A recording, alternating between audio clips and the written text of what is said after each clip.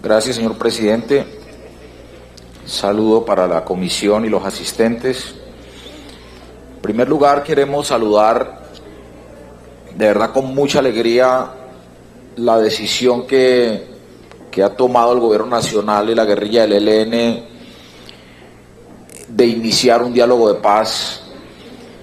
en los términos que han sido comentados ya a través de los distintos medios de comunicación, donde ya se define una agenda de cómo serían esos diálogos, en qué países, en qué condiciones y los términos. De verdad que es una gran noticia para el país que se pueda consolidar este diálogo entre el ELN y el gobierno nacional, a partir también del esfuerzo que se está haciendo enorme con las FARC y el gobierno nacional en La Habana. Consideramos nosotros desde el Polo Democrático Alternativo que esa decisión de hoy constituye una esperanza enorme para entender que la guerra definitivamente en el país cesará, y que esa decisión y esa voluntad que se ha expresado hoy en el inicio de esos diálogos con el ELN,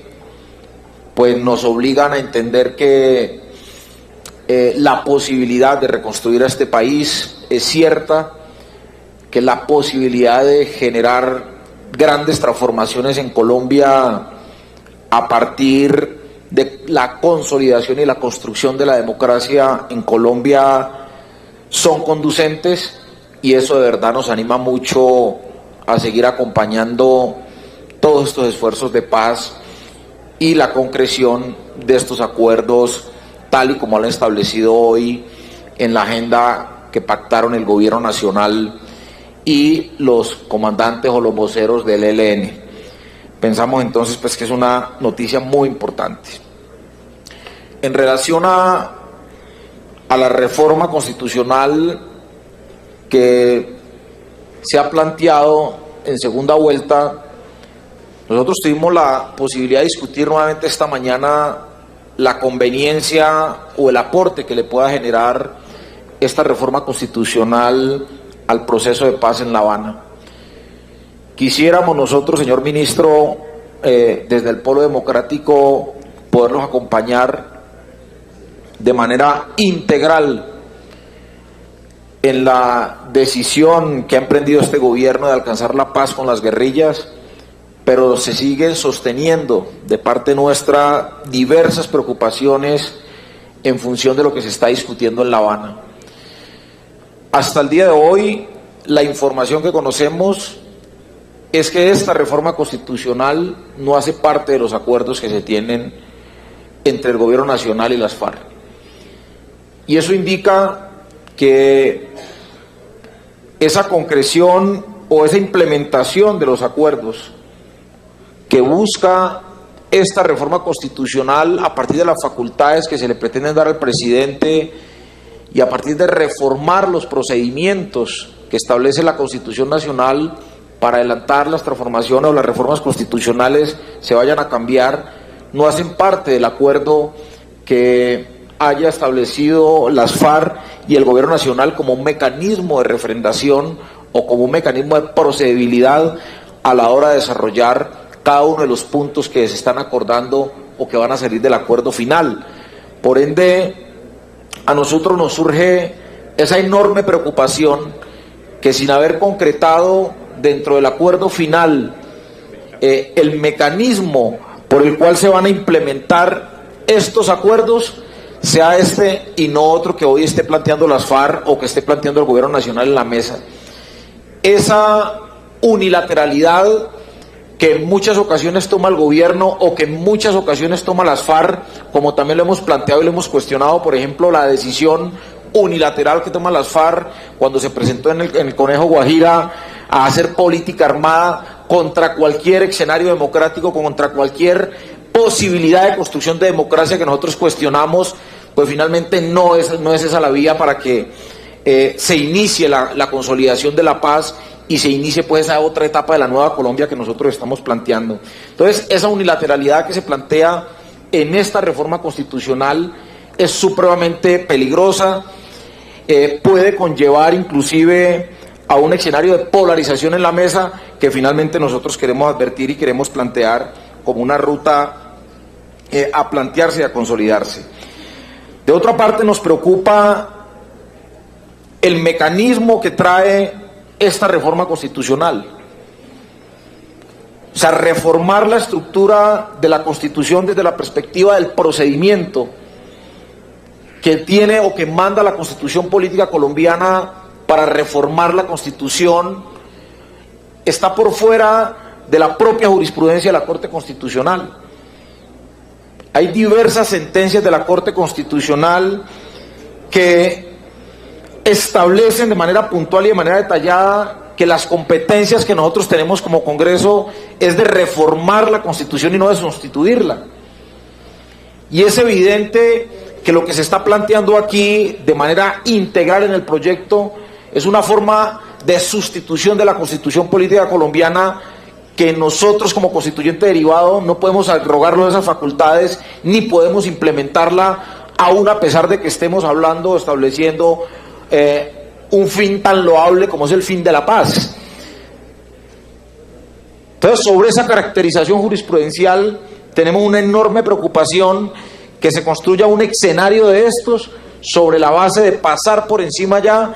de un establecimiento constitucional que en el país ya nos ha definido unos derroteros, ya nos ha definido unos mecanismos y una procedibilidad a la hora de nosotros desarrollar la Constitución política de Colombia. Ese mecanismo que quiere establecer esta reforma de reducir el número de debates, de eliminar una vuelta, es un mecanismo que desde la lectura que nosotros hemos hecho en cada una de las sentencias de la Corte Constitucional que hablan del tema, pues este proyecto va en contravía de eso. Y nos preocupa que este ejercicio conduzca inclusive a un fracaso mayor que las intenciones, diríamos nosotros, loables o nobles que pueda tener el gobierno a la hora de entender o a la hora de leer la paz como tal, o de tener listo ya toda la estructura jurídica o las bases constitucionales para implementar los acuerdos que salgan de La Habana. O sea, podríamos estar dando un salto al vacío que a juicio del polo democrático pues no quisiéramos que se dé, y por eso hemos dicho, hombre, hagan un esfuerzo mayor para que los mecanismos o las formas de implementación no solamente estén en el marco de la juridicidad colombiana, sino que también sean construidos en el marco de los acuerdos y en el marco de la bilateralidad, como es que se están construyendo los acuerdos en La Habana. Y sobre esa lectura es que nosotros estamos planteando este tema. Y hay un tema de fondo que para nosotros, como oposición al gobierno del presidente Juan Manuel Santos, que nos genera también una enorme preocupación, y esto sí lo planteamos independiente del proceso de paz e independiente de la postura que nosotros hemos tenido frente a la paz, que es innegable que el polo democrático acompaña los acuerdos de La Habana, acompaña el proceso de paz, pero el hecho de que esta herramienta constitucional le entregue facultades al presidente para expedir decretos con fuerza de ley, de verdad que a nosotros nos genera la mayor preocupación. Y menos al gobierno del presidente Juan Manuel Santos, o específicamente al presidente Juan Manuel Santos, que nos ha expresado en sus distintas actuaciones ser una persona que no escucha, ser una persona que no atiende, y un presidente que definitivamente actúa con un poder presidencialista que no lee la realidad o la necesidad social de este país. Y me quiero expresar en diversas situaciones que hoy atraviesa Colombia, como por ejemplo la decisión que tomó el presidente Santos por encima del país, por encima de los partidos políticos, de salir a regalar y a entregar Isagen a una transnacional sin la más mínima consideración, que se presentó por parte de distintos actores de la vida política de este país, de partidos completos que tomamos la decisión de oponernos a esta decisión. Y eso son mensajes que nosotros los entendemos como para nosotros irle a dar facultades al presidente Juan Manuel Santos. Entender que el presidente Juan Manuel Santos lee la realidad del país de manera distinta. O sea, ¿cómo no lee el presidente de la República la grave situación que se presenta, por ejemplo, en el sector salud, o en el sector agrario, o la situación que se presenta para los trabajadores y trabajadoras de este país, que más de 16 millones de trabajadores están en la informalidad. Entonces, este tipo de facultades, no por la persona misma, pero en este caso, esa persona misma, presidente Juan Manuel Santos, goza de demasiada desconfianza del Polo Democrático como para nosotros irle a entregar unas facultades para que él tome las decisiones que finalmente atraviesan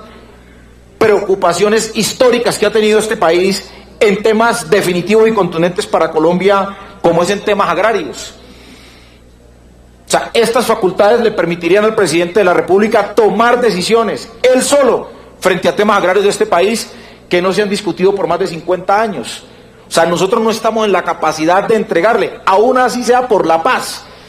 de entregarle esas facultades al presidente de la República para que desarrolle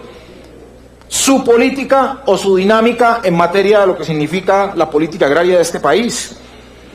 O las formas, por ejemplo, de participación política en Colombia. Nosotros estamos actuando hace más de 13 años en la vida política de este país en las peores condiciones y con las peores garantías. Y hemos tratado de igualar o equiparar desde la lógica del respeto a la democracia para que tengamos las garantías que hoy no tenemos para nosotros sobrevivir como partido de oposición, pero también como partido de izquierda democrática. Y este gobierno justamente del presidente Juan Manuel Santos y el gobierno del presidente Uribe, del cual fue parte, no permitieron que nosotros adelantásemos las reformas electorales o las reformas constitucionales que se requieren para que un partido que se declare en oposición o un partido distinto a los que tradicionalmente han gobernado en este país podamos tener las garantías para poder participar con la misma fuerza y con la misma decisión como hoy participan los partidos que históricamente han gobernado a Colombia. ¿Cómo entender nosotros la decisión de entregarle facultades al presidente de la República para la implementación de los acuerdos cuando ni siquiera nosotros conocemos el contenido mismo de cada uno de los puntos o los temas de los acuerdos que se están desarrollando en La Habana? Y nosotros hemos sido enfáticos, nosotros queremos conocer cuáles son los puntos, y no solamente los puntos, sino los acuerdos que en este momento lleva el gobierno nacional para nosotros saber en qué temas y en qué aspectos nosotros avalaríamos esos acuerdos, o en qué temas o en qué aspectos nosotros estaríamos en contra de esos acuerdos, o si los acuerdos son tan buenos, finalmente nosotros los avalaríamos todos, pero necesitaríamos saber cuáles son los acuerdos para asumir la defensa o la crítica política y democrática que merece una decisión tan importante como se está tomando en el país.